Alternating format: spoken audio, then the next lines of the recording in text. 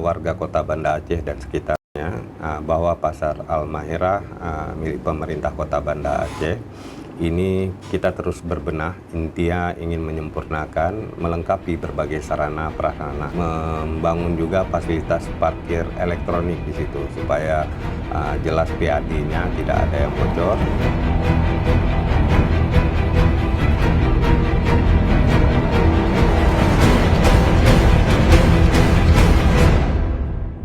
Assalamualaikum warahmatullahi wabarakatuh. Kembali lagi dengan saya Siti Aminah di channel PHTM, tepatnya di episode ke-17 tahun keempat edisi Senin 16 Oktober 2023. Bagi kalau yang belum subscribe, silahkan subscribe, dan kita masih menunggu komentar yang positif dan membangun pastinya. Bayarkan PHTM, kita hari ini berbincang masalah pertumbuhan ekonomi Kota Banda Aceh. Di mana kehadiran Pasar Al-Mahirah memberi magnet baru pertumbuhan ekonomi Banda Aceh, terutama untuk kawasan Gampung Lam Dingin, Lambaruskep, dan Lampulo, Kecamatan Kuta Alam, dan kawasan pesisir Kecamatan Siak Kuala. Ini kita bisa rasakan karena banyaknya dibangun toko-toko, kemudian sudah mulai ramai daripada sebelumnya. Kali ini kita akan mengangkat tema tentang Pasar Al-Mahirah, kawasan baru pertumbuhan ekonomi Kota Banda Aceh, bersama narasumber kita, Bapak M. Nurdin, Esos MSI. Beliau adalah Kepala Dinas Koperasi Usaha Kecil Menengah dan Perdagangan Kota Banda Aceh. Assalamualaikum Pak Nurdin. Waalaikumsalam Bu Minat. Terima kasih Pak sudah hadir hari ini di tengah kesibukannya ke PHTM untuk memberikan informasi atau edukasi ini terkait tentang tema kita yang sangat menarik, Pasar Al-Mahirah, kawasan baru pertumbuhan ekonomi Kota Banda Aceh ini. Dari sudut pandang Anda sendiri nih Pak Nurdin sebagai Kepala Dinas Koperasi Usaha Kecil Menengah dan Perdagangan Kota Banda Aceh, seperti apa Anda melihat Pasar Al-Mahirah ini sebelum ya atau sesudah? Mungkin sebagai informasi kepada publik bahwa yang pertama di kawasan Penayung dulunya sebelum direlokasi itu terdapat beberapa pasar, ada pasar ikan, pasar daging, pasar ayam, kemudian ada pasar bumbu, kemudian ada pasar sayur atau pasar Kartini. Nah, kondisi di Penayung itu sudah memang itu adalah kawasan pasar yang cukup legend di Banda Aceh. Nah, namun seiring perkembangan zaman, kawasan itu sudah sangat kumuh, sudah sangat sempit, sehingga pemerintah kota beberapa tahun yang lalu telah merencanakan untuk memindahkan pasar Penayung itu direlokasi ke kawasan Lampulo. Kenapa pilihan jatuh ke Lampulo? Karena di Lampulo itu adalah kawasan PPS Lampulo. Jadi sekarang ini dikenal dengan kawasan Pelabuhan Perikanan Samudra Lampulo, atau itu pelabuhan tipe A. Tentu di kawasan tersebut menjadi magnet baru untuk masyarakat Kota Banda Aceh untuk berinteraksi sana, karena pemerintah Aceh sudah membangun di sana, sehingga pemerintah Kota Banda Aceh berkontribusi untuk memajukan kawasan PPS tersebut. Pemerintah Aceh mintalah bantuan pemerintah Aceh melalui Dinas Kelautan waktu itu untuk menyediakan lahan untuk memindahkan pasar ikan. Seiring perjalanan konsep relokasi tersebut, kita mendapat masukan-masukan dari berbagai pihak, sehingga kalau pindah-pindah semualah supaya tidak ada yang tertinggal. Maksudnya di situ dipindah satu ya tetap muncul lagi nanti, jadi dipindah seluruhnya, sehingga pilihannya jatuh ke Lampulo tersebut di atas lahan 2,6 hektar milik pemerintah Aceh, yang kemudian sampai saat ini telah dihibahkan oleh pemerintah Aceh kepada pemerintah kota. Itu mungkin latar belakangnya ya. Oke, tapi kan kita tahu ini misalnya itu Anda tadi sudah menjelaskan alasan secara konkret kenapa harus di Pasar Al-Mahirah. Tapi kita tahu secara letak strategis itu dekat dengan air laut. Apakah itu tidak melanggar SOP atau seperti apa nih Pak Nurdin? Nah, iya, intinya kawasan tersebut dalam tata ruang kota itu sudah tepat di situ.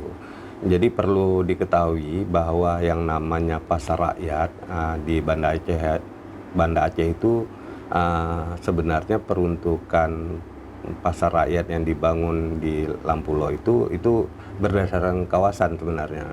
itu peruntukannya saat ini diperuntukkan untuk kawasan Kecamatan Kuta Alam dengan Siak Kuala. Sementara di kawasan-kawasan lain itu banyak pasar rakyat. Jadi tidak boleh kita buat hanya satu pasar. Di kawasan Kecamatan Baitur Rahman juga ada pasar Setui, ada pasar Peniti, dan ada pasar Gampung Baru. Jadi pasar di situ sebenarnya yang di Almahirah itu menjangkau dua kecamatan tersebut, ya, Kecamatan Siak Kuala, Kuta Alam, ya. Cuman desain pemerintah berharap itu menjadi pasar terpadu yang bisa mengimbangi pasar Lambaru yang ada di Kabupaten Aceh Besar. Oke, untuk pertumbuhan ekonomi sendiri apakah memang meningkat ini untuk Kota Banda Aceh, khususnya untuk di Pasar Almahirah ini, Pak Nurdin? Ya, yang indikator sederhananya dengan terjadinya relokasi, yang pertama menimbulkan multiplier effect. Pertama, kawasan itu dulu, kawasan Jalan Siak Kuala terutama menuju Deah Raya, itu sebelum adanya pasar itu bisa jalannya aja sepi.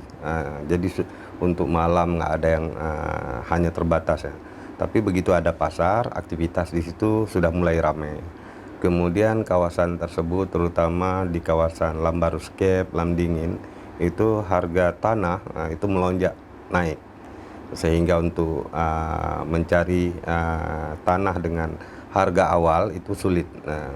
Kemudian mendorong beberapa pemilik modal, terutama yang memiliki lahan atau investor, itu untuk membangun sarana prasarana pendukung di sana.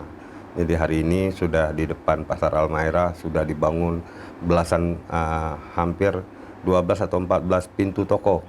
Tentu dulu awalnya kosong lahan tuh. Kemudian di belakang Pasar Almahirah juga sudah ditimbun, udah mau dibangun kawasan pertokoan juga, yang secara otomatis itu merupakan dampak dari terjadinya perpindahan pasar Penayung ke Pasar Almahirah. Oke, yang berjualan di situ apakah yang memang dari Pasar Penayung atau memang ada pertambahan dari luar lainnya? Dipastikan dari pedagang di Pasar Penayung itu semua kami tampung. Tapi karena kapasitas dari Pasar Almahirah itu melebihi, maka siapa saja warga yang ingin berjualan di situ kita beri ruang, sehingga kondisi hari ini kalau tempat udah penuh, kan? Jadi ada banyak warga, rekan-rekan kita dari warga Aceh Besar juga beraktivitas di situ, dari Kabupaten PD juga banyak di situ.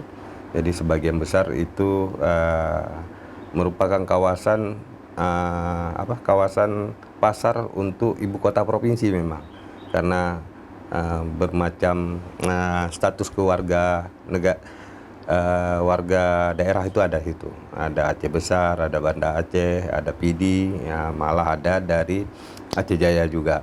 Oke, untuk proses penertiban sendiri nih Pak Nurdin, kan misalnya kerap terjadi misalnya di pasar-pasar sebelumnya ya, ketika saat dibangun itu kan masih terjadi becek, kemudian ada semberautan ini tidak sesuai dengan tempat. Itu seperti apa penertibannya? Jadi intinya di Pasar Almahirah itu memang infrastruktur dasarnya awalnya sudah kita siapkan. Cuman infrastruktur pendukung itu memang butuh waktu karena butuh anggaran yang besar. Intinya ada beberapa sarana pasar sebagai sarana pendukung yang belum lengkap kita bangun di situ. Seperti jalan di belakang Pasar Almahirah itu belum kita aspal, dan kami sudah 2 tahun anggaran mengusulkan tahun ini udah tertampung, tetapi karena ada kebijakan Pemko terkait rasionalisasi anggaran untuk membayar utang ke pihak ketiga, maka anggaran tersebut ditunda dulu. Mudah-mudahan tahun depan untuk kegiatan pembangunan jalan di kawasan belakang Pasar Al-Mahirah itu bisa terakomodir. Oke, artinya berproses ya, Ya, Pak Nur ya, sehingga ini Pasar Al-Mahirah betul-betul bisa diakses dengan baik oleh masyarakat Ya. setempat. Nah, sebelumnya juga kerap terjadi nih Pak Nurdin, mungkin isu-isu yang memang butuh penjelasan dari pemerintah sendiri terkait tentang adanya misalnya pembeli misalnya contoh ikan kan yang sering bentuk perginya ke Lampulo atau ada yang ke Pasar Al-Mahirah. Apakah memang yang di Lampulo itu tidak boleh dibeli untuk satuan jumlah yang kecil atau seperti apa sebenarnya ini prosesnya? Karena orang kalau misalnya beli ikan ini nggak ke Pasar Al-Mahirahnya karena cenderung lebih murah di Pasar Lampulonya. Itu seperti apa nih mekanismenya sehingga ini bersifat mungkin keadilan ya untuk pedagang. Nah, seperti itu ya. Idealnya sesuai aturan itu yang namanya pelabuhan tipe A yang saat ini itu PPS Samudra Lampulo itu tidak ada transaksi jual beli pasar di situ, yang ada tempat pelelangan ikan di situ. Jadi beli eceran itu ya yang ada di pasar rakyat. Nah, jadi otomatis sebenarnya itu yang dituntut oleh pedagang Al-Mahirah. Intinya PPS Samudra itu sesuai dengan fungsinya ya laksanakan fungsinya. Tapi karena ini kondisi sudah lama masalah ini menjadi budaya di sana, sehingga ini butuh proses untuk melakukan penertiban pedagang, sehingga muncul beberapa kebijakan mungkin di pengelola itu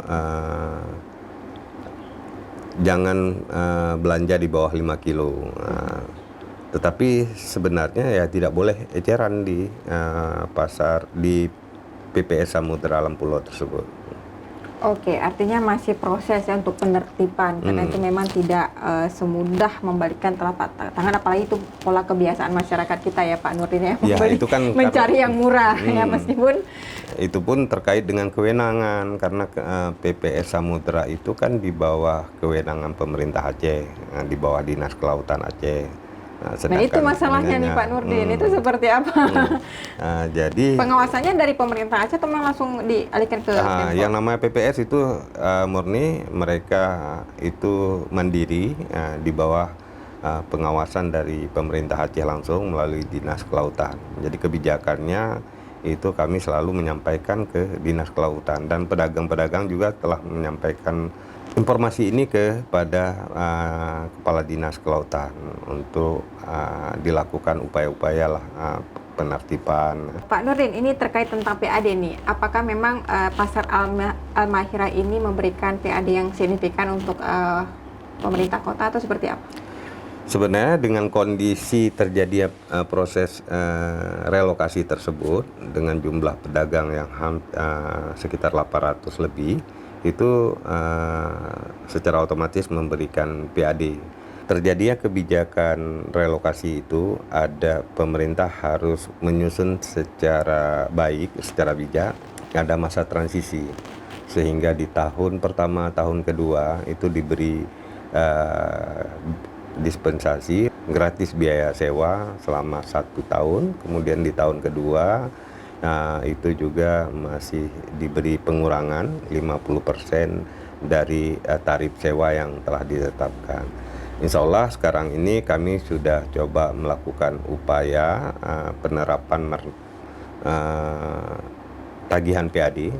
Ada target di situ 1,6 miliar ini per tahun ya? Per tahun itu yang kita lagi upayakan. Tentu ini proses sosialisasi dan proses memberi pemahaman kepada pedagang ini terus kami lakukan. Oke, untuk rent sewanya sendiri itu berkisar berapa nih Pak Nurdin? Apakah itu memang hal yang wajar, normal, atau memang di atas karena memang sudah relokasi? Sebenarnya gini, di pasar itu ada 2 komponen beban pedagang yang dikutip. Ada belanja operasi dan pemeliharaan atau itu yang dikutip per harinya variasi, ada yang 10.000, ada yang 5.000 yang spesifikasinya diatur di dalam peraturan wali kota. Jadi untuk malah untuk itu di luar area pasar Yang lokasi PKL dalam pasar itu malah 2.000. Jadi untuk pedagang kios itu 10.000, pedagang bangku itu 5.000. Kemudian untuk sewa itu diberi pilihan, apakah sewa kios itu dibayar per bulan atau tahunan.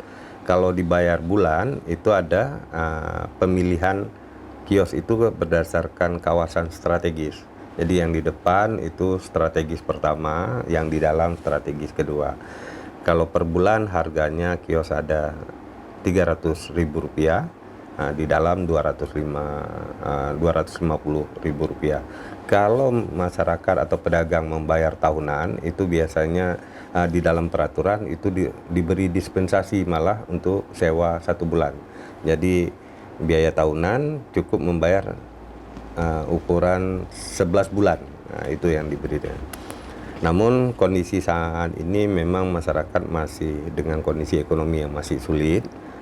Memang ini butuh waktu. Jadi kami beri kemudahan dengan cara mencicil. Intinya ada itikat baik dari pedagang tetap membayar biaya sewa. Yang kondisinya masih belum mampu, ya kita beri dispensasi. Oke. Pemirsa PTM, kita tahu bahwa Pasar Al-Mahira ini adalah pasar dari X ya, pasar Penayung yang relokasi. Tapi karena memang alasan penataan kota agar lebih indah dan tidak macet, karena Penayung memang cukup padat dengan jumlah penduduknya juga sangat padat. Nah, tapi juga pasar Penayung ini diganti dengan pembangunan kuliner ya Pak? Ya, wisata kuliner. Nah, itu seperti apa sudah kondisinya hari ini? Informasi yang saya ketahui, beberapa waktu yang lalu saya ada ikut rapat. Jadi bangunan pasar itu dirubuhkan dan dibangun baru oleh Dinas PU, dan proses pembangunannya sudah selesai. Kemudian oleh Dinas PU menyerahkan hasil pembangunannya ke pemerintah kota melalui Pak Sekda, dan Pak Sekda telah menugaskan Badan Pengelola Keuangan dan Aset untuk melelang pengelolaan bangunan tersebut kepada masyarakat. Dan informasi terakhir ini dalam proses persiapan lelang. Jadi kawasan yang di kawasan wisata kuliner Seramo, namanya Seramo, itu akan dilelang kepada masyarakat yang berminat mengelola, tentu dengan memenuhi kriteria yang telah ditetapkan oleh pemerintah kota. Oke, proses lelang itu apakah memang disambut antusias oleh masyarakat atau sama sekali seperti apa? Sampai saat ini belum. Sampai saat ini karena ini masih proses persiapan, mungkin beberapa waktu ke depan baru kita ketahui.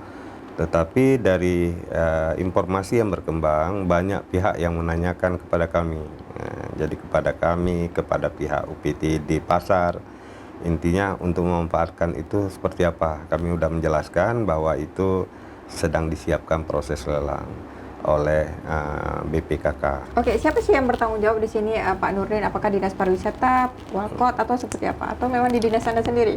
Secara tupoksi, karena itu namanya kuliner, idealnya ini masuk ke ranah dinas kami. Tetapi oleh pemerintah kota, karena ini mungkin kawasan baru, pertemuan masih diproses saat ini oleh bidang aset. Penanggung jawabnya bidang aset pada BPKK, sehingga prosesnya kami masih menunggu hasil lelang tersebut lah. Nanti setelah ada hasil lelang siapa pengelolanya, ini berproses apakah diputuskan oleh Pak Wali, nanti siapa yang mengelola, siapa yang bertanggung jawab, apakah kami, apakah Dinas Pariwisata atau dinas lain. Intinya pernah ini menjadi sebuah isu karena hasil perhitungan KJPP waktu itu untuk seluruh kawasan itu sekitar di atas 200, tetapi setelah mempertimbangkan berbagai masukan, yang dilelang adalah aset yang punya nilai bisnis. Dan informasi terakhir itu mungkin nggak sampai 100 lah. Jadi kisaran untuk nilai sewa untuk aset bangunannya aja, jadi tidak termasuk space publiknya. Oke, baik, terima kasih Pak Nurdin sudah menjelaskan ragam hal tentang Pasar Almahirah, kawasan baru pertumbuhan ekonomi Kota Banda Aceh. Karena waktu kita sangat terbatas, silakan sampaikan kepada pemirsa PTM yang ada di rumah terkait tentang sebagai closing statement terkait tentang Pasar Almahirah, kawasan baru pertumbuhan ekonomi Kota Banda Aceh. Silakan Pak Nurdin. Warga Kota Banda Aceh dan sekitarnya bahwa Pasar Almahirah milik pemerintah Kota Banda Aceh ini kita terus berbenah, intinya ingin menyempurnakan, melengkapi berbagai sarana prasarana. Untuk tahun ini juga kita membangun kios-kios yang